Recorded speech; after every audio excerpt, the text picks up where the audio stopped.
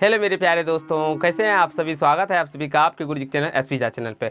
और ये आज हम लोग केमिस्ट्री के अंदर पार्ट 8 को समझने वाले हैं मेरे प्यारे दोस्तों। और ये क्लास 10th की केमिस्ट्री मैं आप लोग को बता रहा हूँ बहुत ही अच्छी तरीके से और समझा भी रहा हूँ। अगर आप लोग ने पार्ट 7 तक नहीं देखे हैं तो जाइए, वीडियो की डिस्क्रिप्शन में उसका लिंक है, आप लोग देख लीजिए और अपने कंसेप्ट को क्लियर कर लीजिए। आज हम लोग समझेंगे मेरे प्यारे दोस्तों, हम लोगों ने 5 अभिक्रिया यानी कि द्विविस्थापन अभिक्रिया कह सकते हैं या आप लोग उभय विस्थापन अभिक्रिया कह सकते हैं, उसको हम लोग समझ लिए थे। आज हम लोग अवक्षेपण अभिक्रिया से समझते हैं और इसे हर एक पॉइंट को बारीकी से मैं आप लोग को समझाऊंगा, जिसमें कोई भी ऐसा कंसेप्ट नहीं होगा मेरे प्यारे दोस्तों जो आपको समझ में नहीं आए या कोई ऐसा नहीं होगा। तो चलिए हम लोग समझते हैं सबसे पहले अवक्षेपण अभिक्रिया किसे कहते हैं। तो अगर हम लोग बात करें अवक्षेपण अभिक्रिया को, देखिए वैसी रासायनिक अभिक्रिया है जिसमें कोई प्रतिफल ठोस के रूप में विलयन से पृथक हो जाता है, ऐसी अभिक्रियाएं क्या कहलाती है, अवक्षेपण अभिक्रिया कहलाती है। तो जैसे मेरे प्यारे दोस्तों बात करें यहाँ पे NaCl प्लस AgNO3, जो जब ये अभिक्रिया करता है, संयोग करता है, तो यहाँ से AgCl क्या होता है, तो ये ठोस के रूप में अलग हो जाता है। तो यहाँ से हमारा क्या हो जाएगा और प्लस में NaNO3 बच जाता है। तो यहाँ से देखिए ये हमारा ठोस के रूप में जो अलग हो जाता है, तो यही हमारा इस प्रकार का जो अवक्षेपण अभिक्रिया होगा वो क्या हो जाएगा, अवक्षेपण अभिक्रिया हो जाएगा। अब आप सभी को इस सभी का नाम याद रखना होगा, जैसे कि NaCl को हम लोग सोडियम क्लोराइड कहते हैं, उसी प्रकार से ये सभी को आप लोग को ध्यान पर रखना होगा, तभी आपको कंसेप्ट क्लियर होगा और ये आप सबको समझ में आएगा। जो ये AgCl है, अगर हम बात करें AgCl तो ये क्या हो जाएगा, हम बात करें सिल्वर क्लोराइड हो जाएगा। तो इस प्रकार से आप लोग को ये ध्यान रखना होगा। तो अब ये सिल्वर नाइट्रेट और जब NaCl सोडियम क्लोराइड का सिल्वर नाइट्रेट के साथ अभिक्रिया होता है मेरे पास, तो ये क्या होता है, AgCl यानी कि silver chloride plus sodium nitrate का निर्माण होता है। तो ये आप लोग समझ सकते हैं, यहाँ से जो AgCl जो हमारा बना है ये क्या है, एक ठोस अवक्षेप है। तो ये आप सब समझ सकते हैं। यहाँ पे तीर का चिन्ह भी नीचे की ओर दर्शा रहा है, तो आप लोग को मैंने आप लोग को बताया भी था पीछे क्लास में, जो ये तीर का चिन्ह अगर नीचे दर्शा रहा है तो इसका मतलब क्या होता है, नहीं होता है। अब हम लोग चलते हैं उदासीनीकरण अभिक्रिया का। तो देखिए वह अभिक्रिया जिसमें कोई अम्ल किसी भस्म के साथ अभिक्रिया करके मेरे प्यारे दोस्तों लवण तथा जल बनाता है, उदासीनीकरण अभिक्रिया कहलाता है। जिसमें कि लवण और जल का निर्माण होगा, कोई अम्ल भस्म के साथ अभिक्रिया करेगा तो लवण और जल का अगर निर्माण होता है तो वहाँ पे उस अभिक्रिया को हम लोग उदासीनीकरण अभिक्रिया कहते हैं। और ये इसके गुण जो होते हैं मेरे प्यारे दोस्तों, ये अम्ल और या क्षार भी कह सकते हैं आप लोग इसको, अम्ल या भस्म को क्षार भी कहते हैं, ठीक है। तो इसके गुण आप खत्म हो जाते हैं ये जब लवण बन जाते हैं। तो यहाँ से ये देखिए ये हमारे अम्ल हैं और ये क्या है, तो ये आप लोग भस्म भी लिख सकते हैं इसको, या तो क्षार भी लिख सकते हैं। तो जब अम्ल प्लस क्षार का अभिक्रिया होता है तो ये लवण और जल का निर्माण होता है मेरे प्यारे दोस्तों।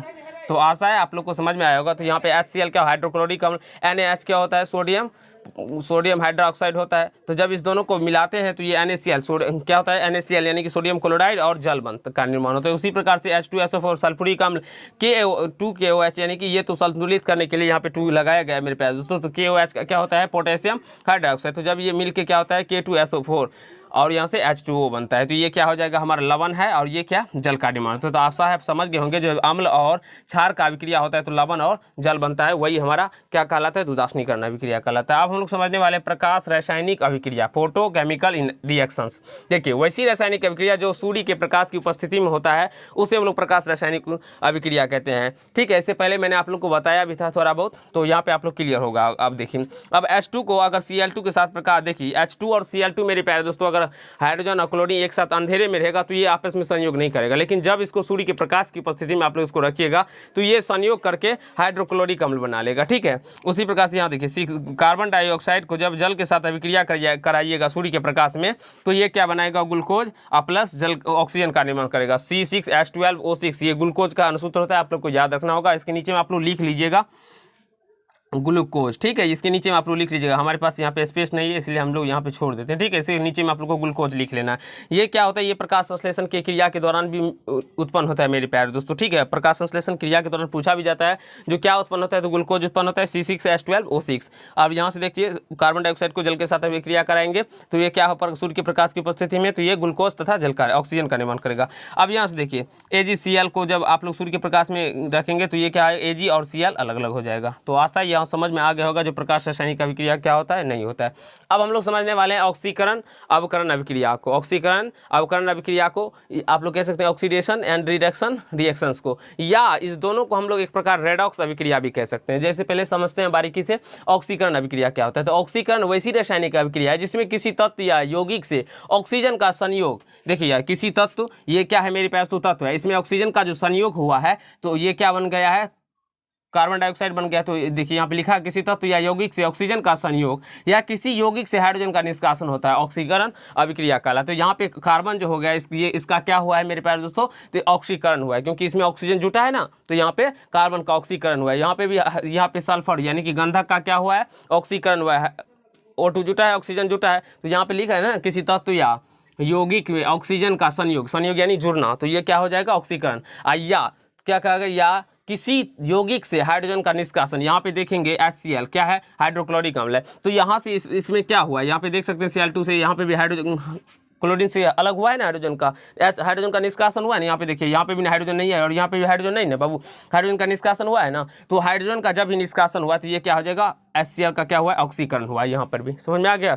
और यहाँ से ये क्या होगा, तो ये भी अभिक्रिया क्या हो जाएगा, तो ऑक्सीकरण अभिक्रिया हो जाएगा। और ये भी अभिक्रिया क्या हो जाएगा, ऑक्सीकरण, ये भी ऑक्सीकरण। समझ में आ गया। ऑक्सीजन का जुड़ना या हाइड्रोजन का निष्कासन क्या कहलाएगा, ऑक्सीकरण अभिक्रिया।